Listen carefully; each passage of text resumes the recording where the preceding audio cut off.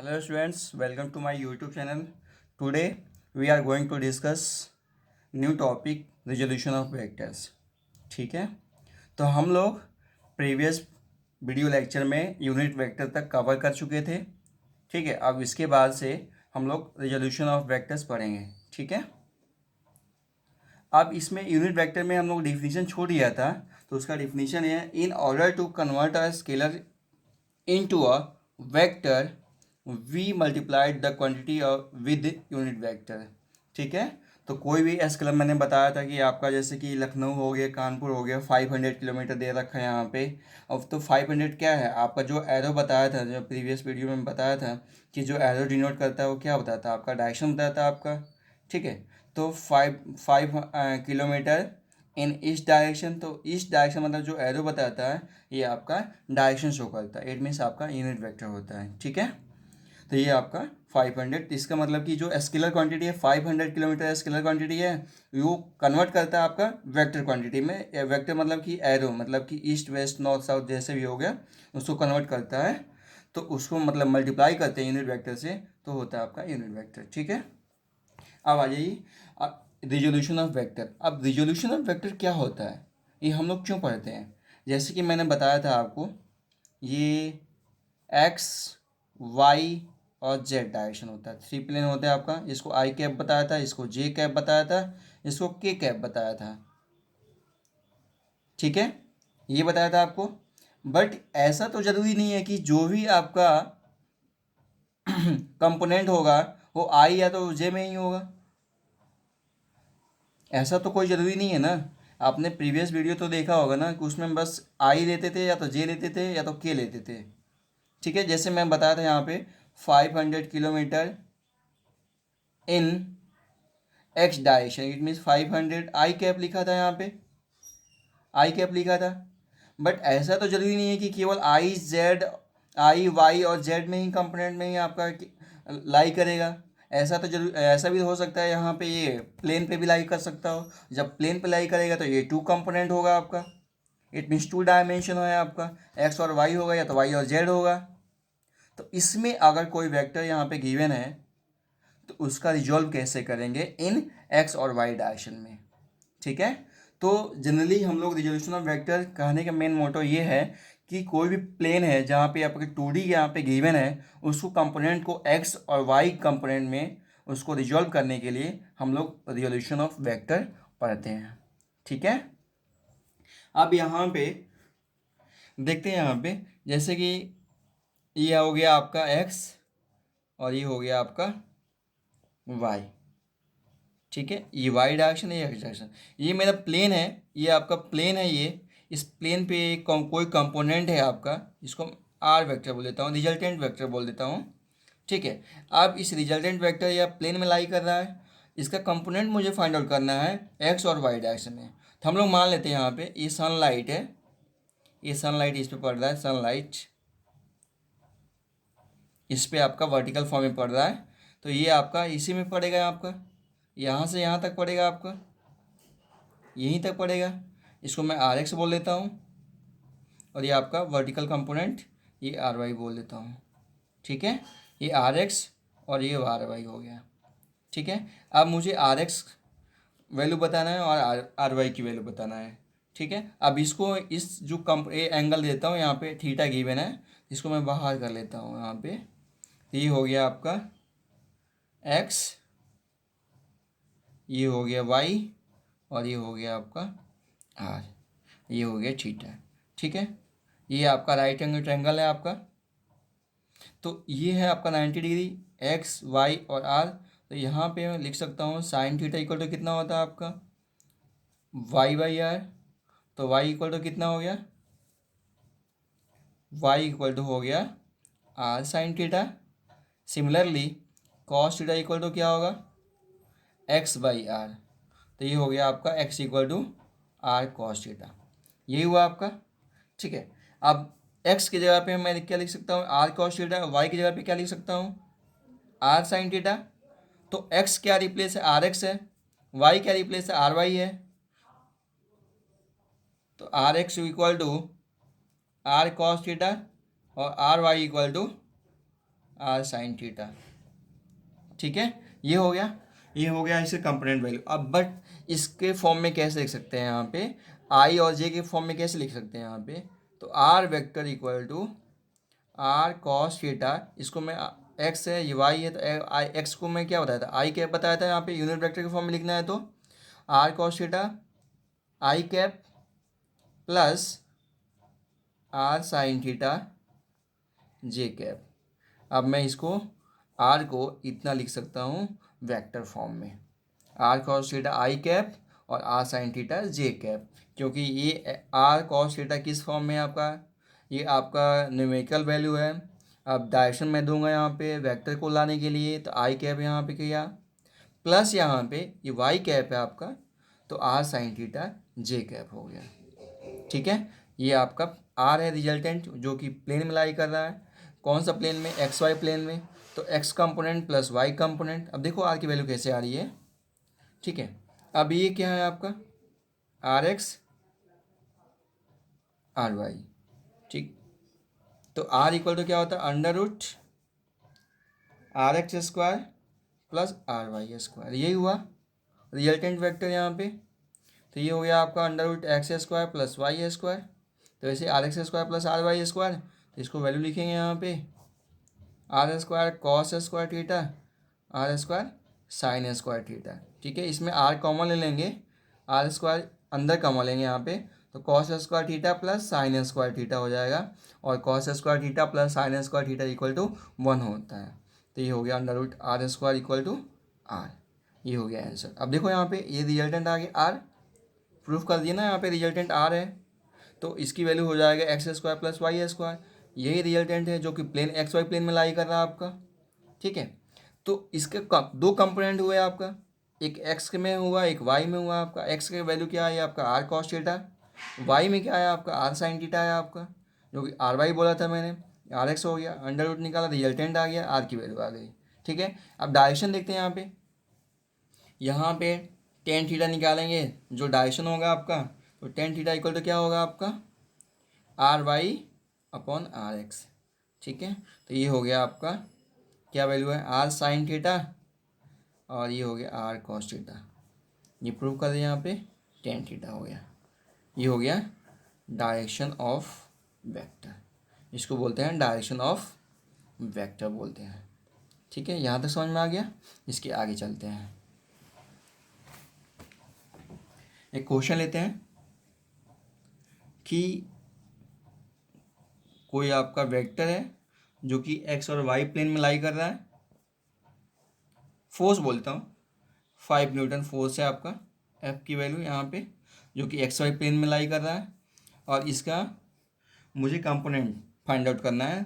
तो express question है हमारा, express it in unit vector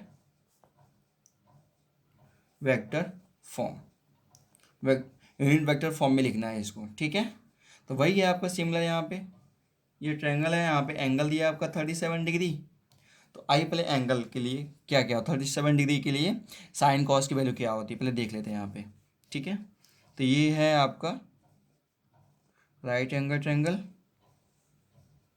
ठीक है, ये आपका 37 डिग्री, ये दिया है आपका 5। ठीक है, 5 गिवन है यहाँ पे। अब देखो यहाँ पे जो सामने वाला जो कंपोनेंट होगा ना, तो उसकी वैल्यू 3 हो गया, स्मॉलेस्ट एंगल यहाँ पे, ये 90 डिग्री है, ये 37 डिग्री है, और ये आपका कितना हो जाएगा आपका 57 डिग्री। ओके, तो सामने वाला जो 37 का जो स्मॉलेस्ट एंगल है ना, स्मॉलेस्ट वैल्यू है 3, तो उसके सामने वाला हो जाएगा, हमेशा याद करना आप लोग। ठीक है, जो कम वैल्यू है 3 कम वैल्यू है, तो उसके सामने वाला हो जाएगा। अब बाकी क्या बचेगा यहाँ पे 4 बचेगा यहाँ पे, तो 3 4 5। अब यहाँ पे लिख सकता हूँ साइन 37 डिग्री इक्वल तो क्या हो जाएगा आपका, क्या होगा 3/5 हो जाएगा, और कॉस 37 की वैल्यू क्या हो जाएगी आपकी 4/5 हो जाएगा। ठीक है, अब वैसे ही सिमिलर यहाँ पे करूँगा, यहाँ पे साइन 57, तो ये हो जाएगा 4/5, सामने वाला 4/5, कॉस 57 की वैल्यू क्या हो जाएगी 3/5। ठीक है, इतना क्लियर हो गया। अब इस क्वेश्चन को करते हैं। अब हम लोग क्वेश्चन करते हैं यही क्वेश्चन है आपका, 5 न्यूटन, ये 37 डिग्री है, ठीक है। आप इसको क्या बोलते हैं, एक्स कंपोनेंट वाई कंपोनेंट लिखेंगे यहाँ पे, ठीक है। आप क्या करेंगे इसमें कि 5 न्यूटन की जगह पे मैं लिख सकता हूँ यहाँ पे कंपोनेंट, क्या कंपोनेंट होगा एक्स की वैल्यू 5 cos 37 डिग्री, वाई की जगह पे क्या लिखेंगे यहाँ पे 5 sin 37 डिग्री। ये सामने वाला क्या हुआ 5 sin 37 डिग्री और एक्स की वैल्यू क्या होगी 5 cos 37 डिग्री, ठीक है। अब क्या होगा, मैं लिख सकता हूँ यहाँ पे 5 cos 37 degree in x direction में क्या होगा, यूनिट वेक्टर के फॉर्म में आई कैप, प्लस वाई के लिए क्या लिखूँगा 5 sin 37 डिग्री जे कैप, यही लिखूँगा। अब देखो 5 cos 37 अभी बताया था, cos 37 क्या होगा आपका, ये हो जाएगा 455 आई कैप और sin 37 3/5 जे कैप, कैंसिल कर दो यहाँ पे, तो ये वैल्यू आ गया यूनिट वेक्टर के फॉर्म में आई कैप प्लस 3 जे कैप, इतना होगी वैल्यू आपकी, ठीक है। तो कंक्लूजन ये निकलता है कि जो आर एक्स और वाई आर वाई है उसको रेक्टेंगुलर कंपोनेंट ऑफ वेक्टर बोल सकते हैं, ठीक है। तो यहाँ लिखेंगे, स्टार बना के लिखते हैं यहाँ पे, the component r x and r y of the vector are also known as rectangular component of a vector, ठीक है। रेक्टेंगुलर कंपोनेंट का जो वेक्टर होगा आर एक्स और आर वाई होगा, ठीक है, ये हो गया। अब यहाँ पे अब मैंने बताया था टेन थीटा, 1037 यहाँ पे करेंगे, जो डायरेक्शन ऑफ वेक्टर बताएगा, रिजल्टेंट बताएगा कितना होगा 37 इक्वल टू कितना होगा y/x हो जाएगा आपका, ठीक है। ये डायरेक्शन फाइंड आउट कर लेंगे, ठीक है। अब आइए एक और क्वेश्चन देखते हैं यहाँ पे, ये यहाँ पे 50 न्यूटन का फोर्स है, जो रिजल्टेंट वेक्टर है आपका, ये y है, ये आपका x है और एंगल गिवन है यहाँ पे 30 डिग्री। मुझे फाइंड आउट क्या करना है, what are the rectangular components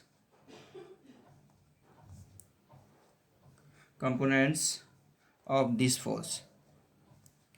simple है, यहाँ पे कंपोनेंट्स बताना है, यहाँ पे कौन सा प्लेन में लाई कर रहा है आपका एक्स वाई प्लेन में लाई कर रहा है, इट मीन्स आपका एक्स और वाई दो प्लेन से बना हुआ है, उसको रिजॉल्व करेंगे यहाँ पे कंपोनेंट में, एक एक्स में हो जाएगा एक वाई में जाएगा आपका, ठीक है।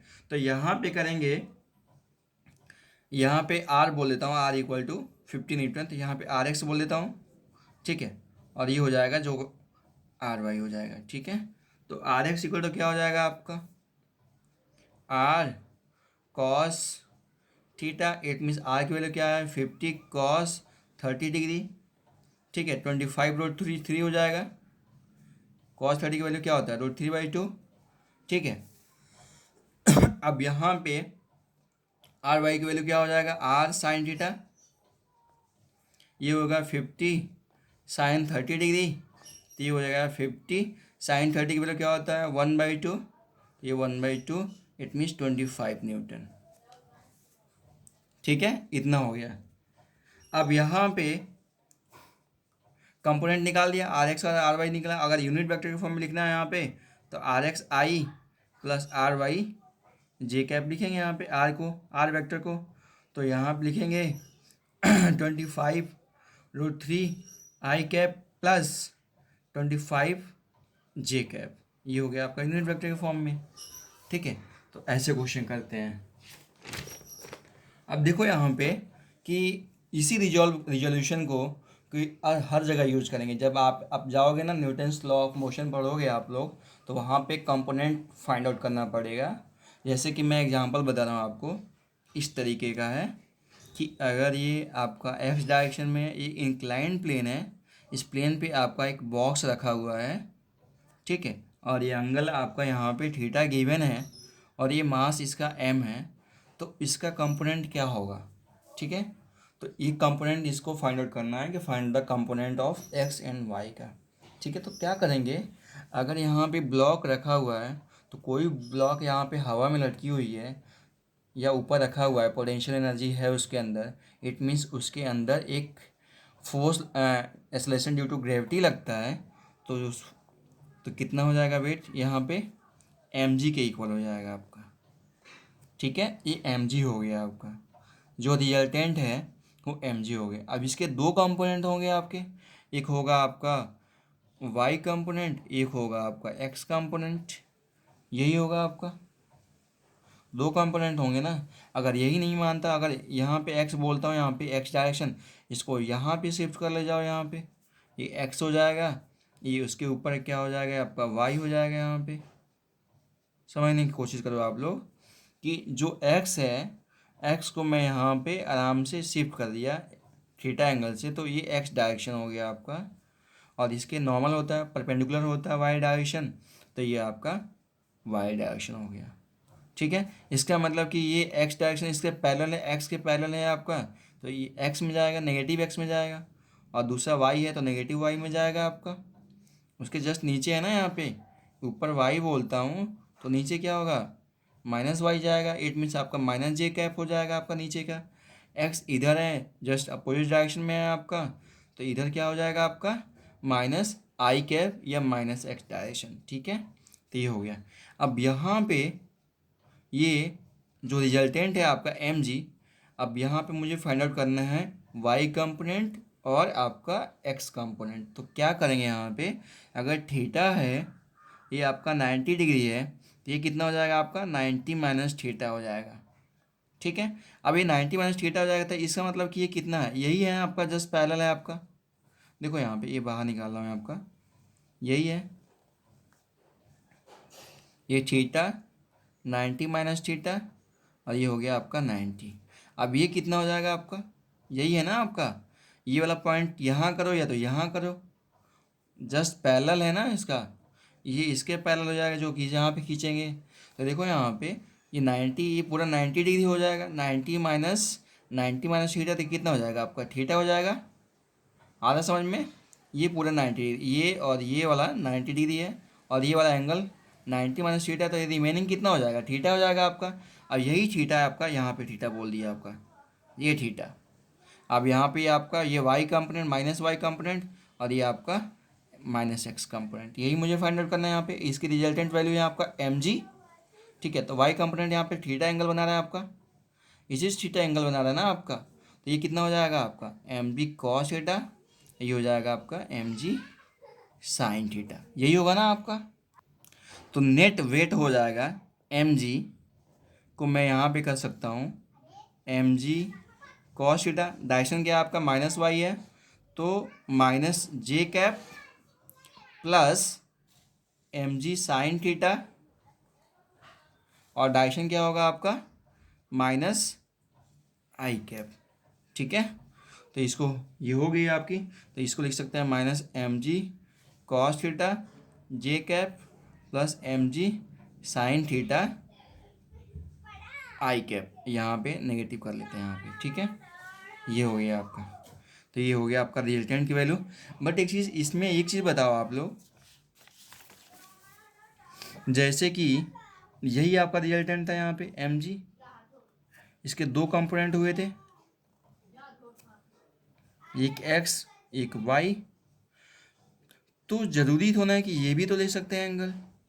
मैंने बताया था वेक्टर ए है, दूसरा आपका वेक्टर यहाँ पे बी है, तो रिजल्टेंट जरूरी थोड़ा है कि यहीं से पास करेगा, इधर से भी पास करता है, क्योंकि ये भी तो एंगल बना रहा है आपका, ये भी तो एंगल बना रहा है। बट इसका रीजन क्या है कि जो रिजल्टेंट होगा इन दोनों के बीच में ही जाएगा। मैंने आपको यही बताया था कि जो ए बी होगा, जो एंगल कौन सा कंसीडर लेंगे, कौन सा हम लोग लेंगे, जो स्मॉलेस्ट एंगल होगा, smallest angle between vector a and vector b. यही बताया था प्रीवियस वीडियो लेक्चर में कि ये जो एंगल थीटा जो ले रहे हैं यहाँ पे, ए बी वेक्टर और ए और बी वेक्टर के बीच में जो थीटा ले रहे हैं, तो ये थीटा कौन सा है, स्मॉलेस्ट एंगल है। ये आपका 360 माइनस थीटा, बट इसको नहीं लेंगे, स्मॉलेस्ट एंगल लेते हैं। और ये दोनों वेक्टर के बीच से जब ये थीटा हो गया, तो दोनों वेक्टर के बीच से आपका, बीच है मतलब कहीं से दोनों वेक्टर के बीच में ही से आपका रिजल्टेंट जाएगा। आ रहा है समझ में कि जो एंगल लेंगे, स्मॉलेस्ट एंगल लेंगे, ठीक है, तो वो वेक्टर हो जाएगा, उसके बीच में आपका रिजल्टेंट पास करेगा। ऐसा नहीं है कि सेंटर टू सेंटर हो जाएगा आपका, वो एंगल पे डिपेंड करेगा कितना एंगल है आपका। अगर 90 डिग्री है तो 45 हो जाएगा, सेंटर से पास करेगा। और 45 है, अगर वेक्टर ये 5 है, यहाँ पे 3 है, तो इसके अकॉर्डिंग आपका चेंज होगा आपका, ठीक है। तो ये हम लोग हमेशा ध्यान रखना, जो थीटा होता है वह स्मॉलेस्ट एंगल लेते हैं और उसके बीच में आपका रिजल्टेंट पास होता है, ठीक है। अब आइए यहाँ पे एक क्वेश्चन करते हैं। यहाँ पे अगर ये आप लोगों को आ गया तो वहाँ पे पोली वाला केस में आप लोगों को दिक्कत नहीं आएगी, ठीक है। और एनएलएम में जो होता है, न्यूटन्स लॉ ऑफ मोशन में, आपको दिक्कत नहीं आएगी। बट आपको ये रिजोल्यूशन ऑफ वेक्टर आना मस्ट है, ठीक है। देखो यहाँ पे ये T1, दूसरा हो गया आपका T2, ठीक है। यही दिया आपका, ये एंगल दे रखा है यहाँ पे 37 डिग्री, और यहाँ से दिया वर्टिकल से 60 डिग्री। ये एक्स, ये वाई। अब दोनों का कंपोनेंट फाइंड आउट करना है यहाँ पे, तो लिखेंगे यहाँ पे क्वेश्चन क्या है, रिजॉल्व T1 एंड T2, ठीक है। ये हो गया। अब क्या करेंगे यहाँ पे, T1 क्या है, एक्स वाई प्लेन में लाई कर रहा है, यहाँ पे एंगल बना रहा है आपका 37 डिग्री हॉरिजॉन्टल से, ठीक है। तो T1 के दो कंपोनेंट होंगे, एक एक्स कंपोनेंट होगा, एक वाई कंपोनेंट होगा। तो वही आपका यहाँ पे ट्रायंगल बना लेंगे, यहाँ पे इसके जस्ट पैरेलल यहाँ पे ले लेंगे, तो ये वाई हो जाएगा, ये एक्स हो जाएगा। तो ये कितना हो जाएगा, T1 कॉस 37, और वाई हो जाएगा आपका T1 साइन 37। ये हो गया, ये वाई डायरेक्शन में, ये एक्स डायरेक्शन में। तो T1 को लिख सकते हैं यहाँ पे T1 कॉस 37, क्या है आपका, एक्स पॉजिटिव है तो आई कैप हो जाएगा, प्लस T2 साइन 37, क्या होगा, वाई डायरेक्शन पॉजिटिव है तो यहाँ पे जे कैप हो जाएगा। T1 की वैल्यू आ गई है आपकी, कॉस 37 की वैल्यू बताया था, साइन 37 की वैल्यू बताया था, उस वैल्यू पुट कर देंगे तो T1 की वैल्यू आ जाएगी इन यूनिट वेक्टर के फॉर्म में। अब T2 को देखते हैं यहाँ पे। अब देखो यहाँ पे T2 को मैं यहाँ पे अलग कर लेता हूँ, यहाँ पे कंपोनेंट यही है आपका T2। एंगल कितना दिया है आपका, 60 डिग्री फ्रॉम वाई एक्सिस, ठीक है। अब इसको रिजॉल्व करना है। अब T2 है आपका, अब ये एक्स वाई है और ये माइनस एक्स है आपका, ठीक है। अब इन दो कंपोनेंट ही होंगे आपका, ये जो रिजल्टेंट है आपका, इसके दो कंपोनेंट होंगे, एक वाई में होगा, एक एक्स में होगा, क्योंकि एक्स वाई प्लेन में लाई कर रहा है ये। तो देखो एंगल कहाँ से बना रहा है आपका, वाई से बना रहा है आपका। तो इसको फुल करोगे आप, यहाँ पे एंगल यहाँ पे लगाओगे, तो यहाँ पे ये T2 है, तो cos 60 कितना हो जाएगा आपका, देखो यहाँ पे cos 60 कितना होगा, देखो cos 60 इक्वल टू ये, मतलब इसको एक्स वाई बोल देता हूँ, इसको एक्स बोल देता हूँ यहाँ पे। तो cos 60 इक्वल टू क्या होगा, एंगल इसी से बना रहा है ना आपका, वर्टिकल से एंगल बना रहा है, तो वाई बाई क्या होगा, T2 हो जाएगा। तो वाई वाला कंपोनेंट कितना होगा आपका, T2 cos 60 डिग्री। और सिमिलरली यहाँ पे x equal to T2 sine 60 degree, ध्यान देना आप लोग, ठीक है। तो ये देखो यहाँ पे T2 cos 60 क्या है आपका, y कंपोनेंट है, T2 साइन 60 क्या है आपका, x कंपोनेंट है। देखो यहाँ पे तो T2 इक्वल टू लिख सकते हैं यहाँ पे, x कंपोनेंट क्या है आपका, T2 साइन 60, T2 साइन 60, और यहाँ पे डायरेक्शन क्या है आपका, इधर का पॉजिटिव लिया था तो इधर का नेगेटिव लेना पड़ेगा, तो ये हो जाएगा माइनस आई कैप, प्लस सॉरी ये T1 होगा ना, T2, और वाई कंपोनेंट क्या है, T2 कॉस 60 डिग्री, और ये हो जाएगा आपका माइनस सॉरी प्लस जे, ये हो, क्योंकि जे पॉजिटिव है आपका, इसमें भी पॉजिटिव आ रहा था, एक एक्स और वाई, यहाँ पे वाई दोनों में पॉजिटिव आ रहा है, एक्स ये आपका केवल नेगेटिव आ रहा है, तो ये हो गया T1 और T2। ठीक है। अब देखो यहाँ पे एक चीज़ और बता रहा हूँ कि सेम डायमेंशन में वेक्टर को ऐड और सब्ट्रैक्ट कर सकते हैं। बहुत अच्छा ये है कि T1 और T2 को आई अगर आई में है, अगर डायमेंशन सेम है, तो इसको ऐड या सब्ट्रैक्ट कर सकता हूँ, जोड़ या घटा सकता हूँ इसको इजी वे में। ठीक है। तो आइए हम लोग देखते हैं कि कैसे इसको ऐड करना है, किसको सब्ट्रैक्ट करना है। ठीक है। तो यहाँ पे जो अगला टॉपिक होगा यूनिट वेक्टर अलजेब्रा। ठीक है। तो यूनिट वेक्टर को इजी वे में हम लोग ऐड या सब्ट्रैक्ट कर सकते हैं। ठीक है। कैसे करेंगे, यहाँ पे T1 और दूसरा वेक्टर यहाँ पे T2 दिया है। ठीक है। ये यहाँ से एंगल थीटा 1 है, इसका एंगल थीटा 2 है, ये एक्स कंपोनेंट है, ये आपका वाई कंपोनेंट। ठीक है। तो देखो यहाँ पे यूनिट वेक्टर अलजेब्रा मतलब इतना बढ़िया तरीका है ये, कि जो हम लोग वेक्टर एडिशन में सब्ट्रैक्ट करने के लिए हम लोग यूज़ करते थे ना law, triangle law, polygon law, parallelogram law, resolution law, but यहाँ पे ये तरीका आने से वो यूज़ नहीं करेंगे, डायरेक्ट हम लोग यूज़ कर सकते हैं, डायरेक्ट हम लोग ऐड कर सकते हैं। देखो कैसे करके यहाँ पे, तो यहाँ पे यूनिट वेक्टर अलजेब्रा जब आया तो उसकी वैल्यू कम हो गई, वहाँ पे बिना पॉलीगन ट्रायंगल रूल यूज़ किए हुए हम लोग सीधे सीधे हम लोग यहाँ पे सब्ट्रैक्ट या ऐड कर सकते हैं। ठीक है। तो देखो हम लोग कैसे करते हैं, यहाँ पे ये T1 है, T2 है। ठीक है। तो T1 वेक्टर क्या करें, यहाँ पे T1 वेक्टर इक्वल टू क्या करें, यहाँ पे इसके दो कंपोनेंट होंगे, एक एक्स कंपोनेंट होगा, एक वाई कंपोनेंट होगा। तो लिख सकते हैं यहाँ पे एक्स कंपोनेंट वाला क्या होगा आपको, T1 कॉस थीटा 1, और वाई कंपोनेंट क्या होगा, T1 साइन थीटा 1, यही होगा। तो लिख सकता हूँ T1 कॉस थीटा 1 आई कैप पॉजिटिव है, T1 sine theta 1 J cap positive है, वाई डायरेक्शन पॉजिटिव है, एक्स डायरेक्शन पॉजिटिव है कैप। और यहाँ पे T2 वेक्टर के लिए क्या लिखेंगे, यहाँ पे देखो इसके दो कंपोनेंट हो गए, एक x component positive x component, और यहाँ पे दूसरा आपका माइनस वाई कंपोनेंट। ठीक है। पॉजिटिव यहाँ पे नेगेटिव वाई कंपोनेंट, दो ही कंपोनेंट हो गए ना यहाँ पे, ये एक एक्स कंपोनेंट, एक नीचे वाला कंपोनेंट, नीचे वाला क्या बोलेंगे, माइनस जे वाई बोलेंगे यहाँ पे, क्योंकि वाई की जस्ट नेगेटिव है, इसको पॉजिटिव लिया था तो यहाँ पे ये नेगेटिव हो जाएगा वैल्यू। तो T2 इक्वल टू आ जाएगा यहाँ पे T2, ये एक्स डायरेक्शन के लिए क्या करेंगे, T2 एंगल कितना हुआ है हॉरिजॉन्टल से, T2 कॉस थीटा 2, और ये हो जाएगा आपका T2 साइन थीटा 2। ठीक है।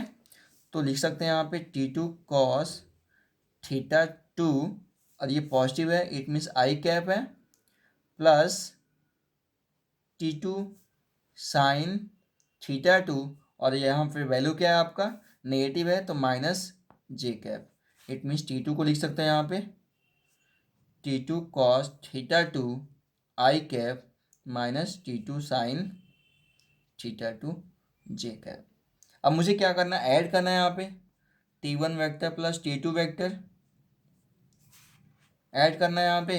तो क्या करेंगे, यहाँ पे आई है ना आपका, ये आई है, आई के साथ मैं ऐड कर सकता हूँ, तो यहाँ पे लिखूँगा T1 cos theta 1 T2 cos theta 2 I cap I cap. ठीक है। यहाँ पे करेंगे T1 जे के साथ हम लोग ऐड कर सकते हैं यहाँ पे, तो ये हो जाएगा इतना और इतना, तो लिख सकता हूँ माइनस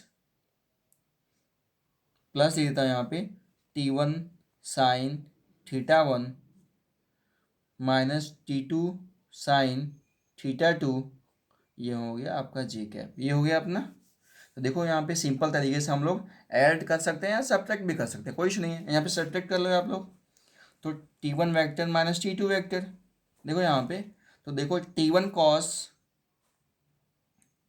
यहाँ पे थोड़ा सा यहाँ पे T1 cos I cap plus T1 sine theta one है ना यहाँ पे, theta 1 J cap minus T2 cos theta 2 I cap minus